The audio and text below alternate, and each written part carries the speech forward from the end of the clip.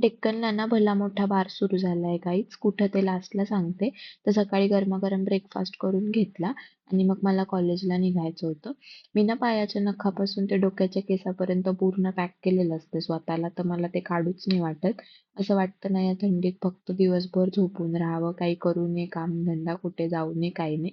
पण आता काय करणार, ऑप्शन नाहीये. तर रेडी वगैरे झाले, बॅग पॅक केली आणि कॉलेजसाठी निघाले. आज लकीली माझ्यासोबत माझी फ्रेंड पण होती जाताना, तर मला तेवढं काही वाटलं नाही. कोणी सोबत असलं की रस्ता कटते.